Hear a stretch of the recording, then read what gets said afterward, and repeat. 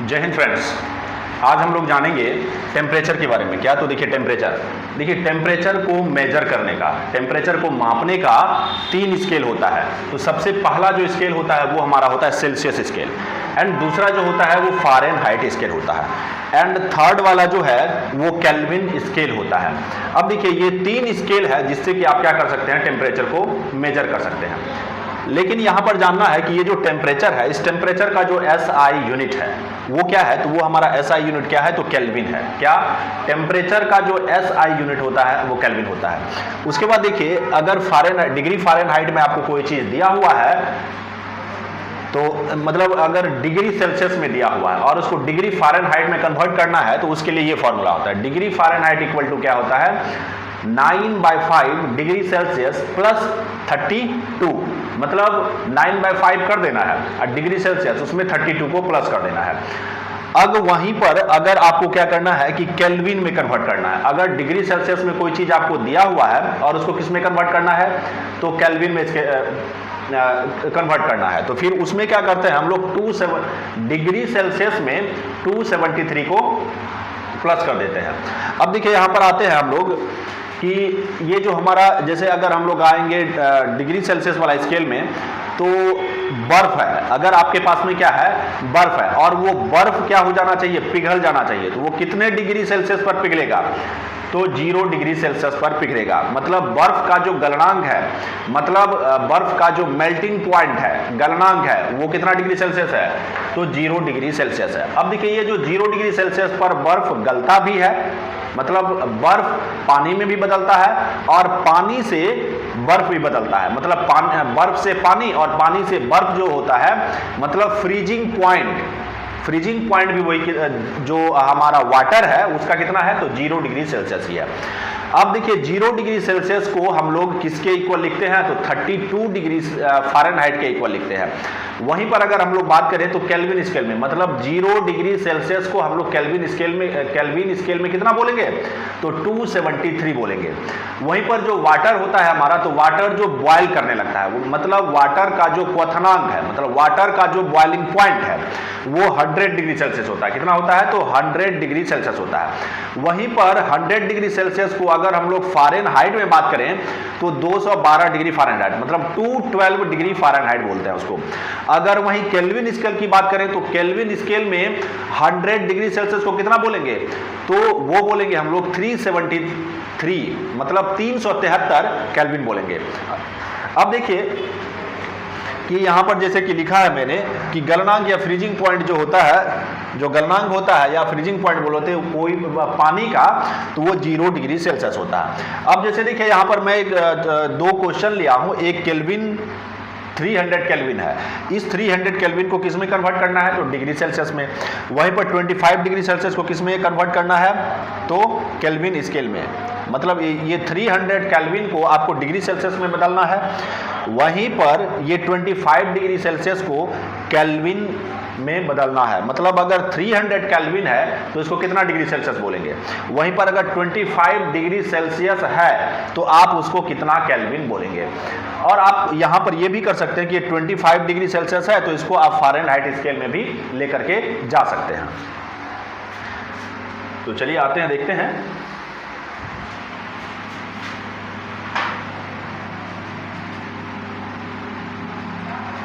देखिए सबसे पहले ये जो 300 केल्विन है, तो ये 300 केल्विन आपको दिया हुआ है। अब केल्विन के लिए आपको फॉर्मूला क्या है, तो केल्विन के लिए जो फॉर्मूला है वो डिग्री सेल्सियस प्लस 273। अब देखिए यहाँ पर आपको किस में, डिग्री सेल्सियस में बदलना है।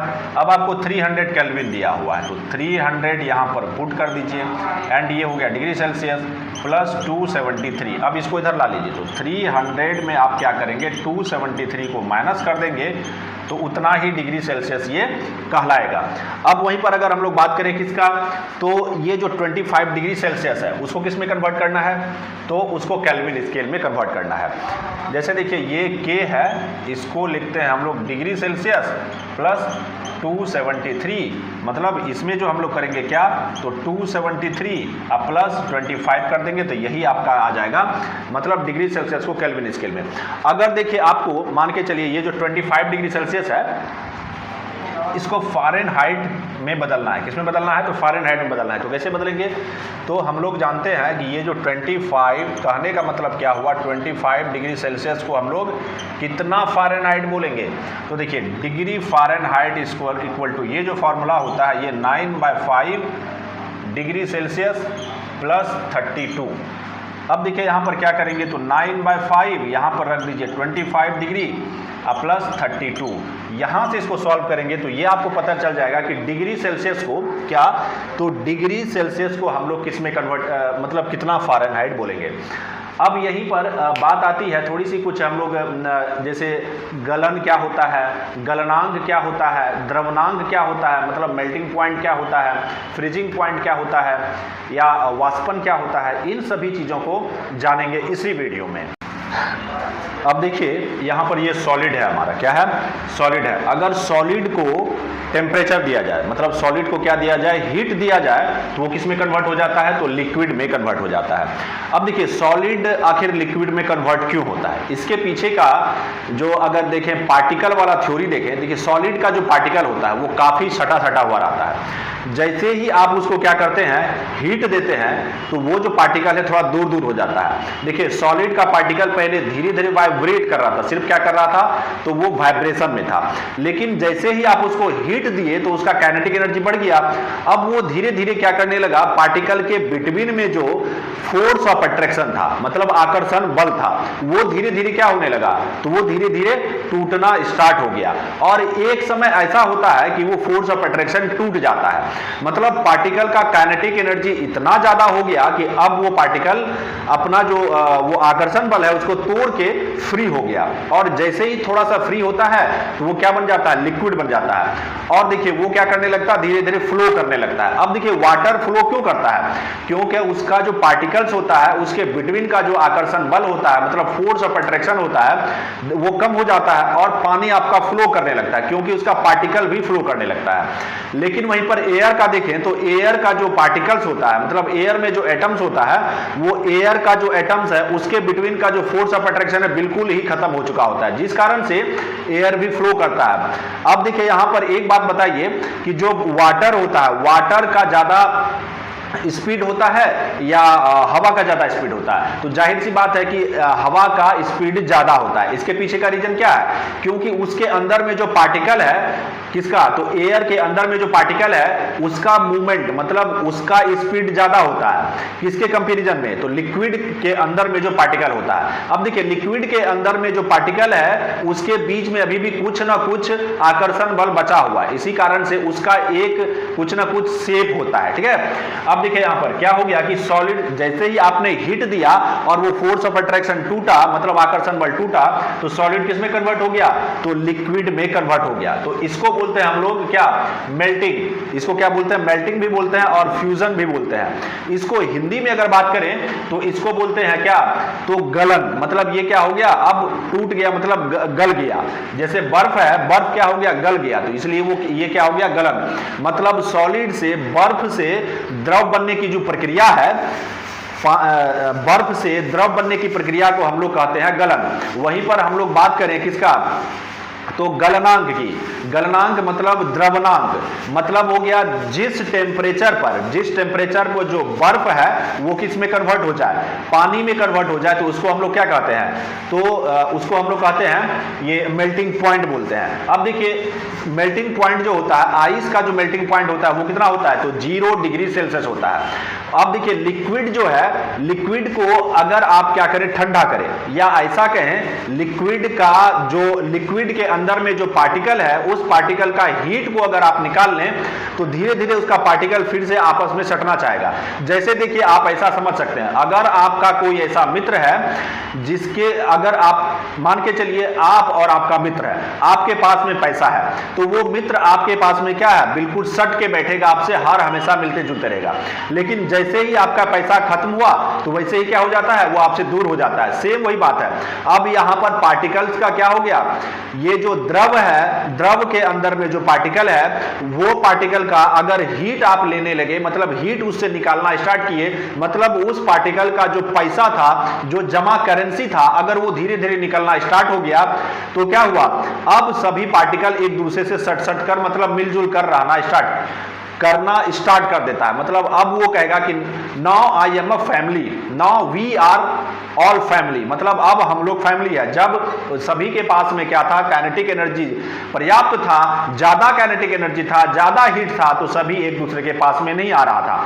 वही चीज हो गया यहाँ पर। अब देखिए यहाँ पर बर्फ, ये जो पानी है आपके पास में, उस पानी से क्या करते हैं, टेम्परेचर को आप अगर निकाल लेते हैं तो, और वो पानी का टेम्परेचर जैसे ही 0 डिग्री सेल्सियस के आसपास होता है, और जैसे ही वो 0 डिग्री सेल्सियस में के 0 डिग्री सेल्सियस पे आता है, तो वो पानी क्या चीज में कन्वर्ट होना स्टार्ट हो जाता है, तो बर्फ में। मतलब अगर आप बर्फ को हीट देते हैं, जैसे बर्फ का जो टेम्परेचर पहले रहता है 0 डिग्री सेल्सियस से नीचे रहता है, अब आप इधर से क्या किए, टेम्परेचर देना स्टार्ट किए, तो अब ये जो बर्फ है, तो बर्फ का पार्टिकल धीरे धीरे क्या होने लगा, फैलने लगा। मतलब जैसे ही उसका टेम्परेचर 0 डिग्री सेल्सियस पर पहुंचा, वैसे ही बर्फ जो है किसमें बदलना स्टार्ट कर दिया, पानी में बदलना स्टार्ट कर दिया।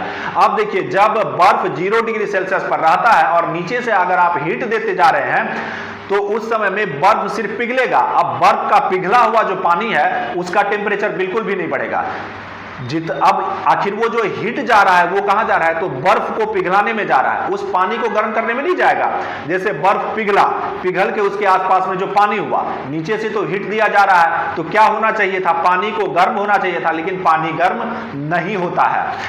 पानी गर्म नहीं होता तो वो आखिर टेम्परेचर, वो जो हीट जाता कहां है, तो उसका वो जो बर्फ है, बर्फ के अंदर में जो पार्टिकल है, उसका फोर्स ऑफ अट्रैक्शन को तोड़ने में जाता है। तो अब देखिए यहां पर क्या है, अगर आप लिक्विड है, अगर आपके पास में पानी है, उसको टेम्परेचर आप देते गए, अब मतलब पूरा का पूरा बर्फ पानी में बदल चुका है। अब उसको हीट देना आप बंद नहीं कर रहे हैं। हीट जब देना बंद नहीं करेंगे तो एक समय ऐसा आएगा कि पानी का जो पार्टिकल है, या बोले पानी का जो टेम्परेचर है, वो 100 डिग्री सेल्सियस पर पहुंच जाएगा। जैसे ही 100 डिग्री सेल्सियस पर पहुंचेगा, अब 100 डिग्री सेल्सियस से ऊपर पानी का टेम्परेचर नहीं बढ़ेगा। अब नीचे से तो आप टेम्परेचर दे रहे हैं, और आप ये भी जान गए कि जो पानी है, पानी का टेम्परेचर अब 100 डिग्री सेल्सियस से ऊपर जाने वाला नहीं है किसी भी कंडीशन में। तब उसका पार्टिकल क्या होता है, धीरे धीरे फ्री होने लगता है, मतलब उससे पार्टिकल उड़ने लगता है। मतलब अब क्या होने लगा, पानी वेपर में बदलने लगा। अब यहां पर एक चीज और याद रखनी है हमारे डियर फ्रेंड्स, कि जो पानी का जो बॉइलिंग पॉइंट होता है, या इसको बोलने क्वथनांक जो होता है, वो 100 डिग्री सेल्सियस का होता है। अब देखिए पानी जो है, आपको जो आपके पास में जो लिक्विड था, लिक्विड किस में कन्वर्ट हो गया, गैस में कन्वर्ट हो गया। अब देखिए मान के चलिए उस 100 डिग्री सेल्सियस पर पानी का टेम्परेचर रुका हुआ था।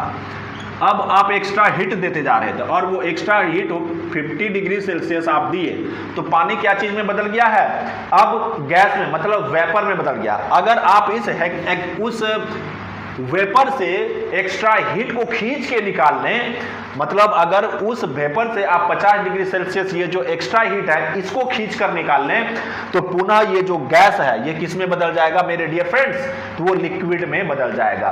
फिर से पानी का टेम्परेचर कितना, 100 डिग्री सेल्सियस आ गया। अब देखिए यहां पर तो ये वाला जो कॉन्सेप्ट है, इसको समझ गया। तो देखिए लिक्विड को गैस में जो कन्वर्ट होता है, उसको इवापोरेशन बोलते हैं, या तो इसको वाष्पीकरण बोलते हैं। वाष्पीकरण मतलब एक क्रिया है जिसमें कि जो पानी है वो किस में कन्वर्ट होता है, तो गैस में कन्वर्ट हो जाता है। अब देखिए जैसे ही आपने गैस से हीट को खींच कर निकाला, तो अब पानी क्या हो गया, कंडेंस हो गया। कंडेंस मतलब जब पानी आपकी ये गैस किस में कंडेंस हो गया, तो लिक्विड में कंडेंस हो गया। उसी प्रकार से लिक्विड से जब आपने जो एक्स्ट्रा टेम्परेचर दिया था उसको खींचा, तो वो किस में कन्वर्ट हो गया, फिर से सॉलिड में कन्वर्ट हो गया। अब देखिए एक चीज और भी आता है कि सॉलिड से, मतलब अगर हमारा जो ये नेचर है, इस नेचर में कुछ ऐसा सब्सटेंस भी है, कुछ ऐसा ऑब्जेक्ट भी है जो कि सॉलिड फॉर्म में रहता है, अगर आप उसको क्या करेंगे, हीट करेंगे, क्या उसको हीट करेंगे तो वो लिक्विड में नहीं बदलेगा। पार्टिकल थ्योरी क्या कहता है, कण का थ्योरी क्या कहता है कि जब आप ठोस को, जब आप सॉलिड को गर्म करें तो वो क्या क्या चीज में बदलना चाहिए, तो वो बदलना चाहिए पहले लिक्विड में। लेकिन हमारे इस नेचर में कुछ ऐसा ऑब्जेक्ट भी है, कुछ ऐसी वस्तुएं भी है जो कि डायरेक्ट इसमें बदल जाती है, डायरेक्ट सॉलिड से गैस में बदल जाती है। तो इस प्रक्रिया को हम लोग सब्लिमेशन कहते हैं। सब्लिमेशन को हम लोग ऊर्ध्वपातन के नाम से जानते हैं। अब देखिए उसके गैस से अगर हीट को खींच कर आप निकाल लें तो फिर वो जो है गैस किसमें कन्वर्ट हो जाएगा हमारे डियर फ्रेंड्स, तो वो सॉलिड में कन्वर्ट हो जाएगा। जैसे आपके पास में कपूर है, कपूर को अगर आप गर्म करें तो कपूर डायरेक्ट किस में बदल जाएगा, तो गैस में बदल जाएगा। तो देखिए डायरेक्ट सॉलिड से गैस में बदलने की प्रक्रिया को हम लोग ऊर्ध्वपातन या सब्लिमेशन कहते हैं। और गैस से किससे, तो गैस से सॉलिड में जो बदला जाता है, मतलब डायरेक्ट गैस से सॉलिड में जो बदलने की प्रक्रिया है उसको हम लोग डिपोजिशन के नाम से जानते हैं। तो आज का जो ये हमारा वीडियो लेक्चर होगा बस यहीं तक होगा। मिलते हैं अगले वीडियो में आपसे, तब तक के लिए जय हिंद।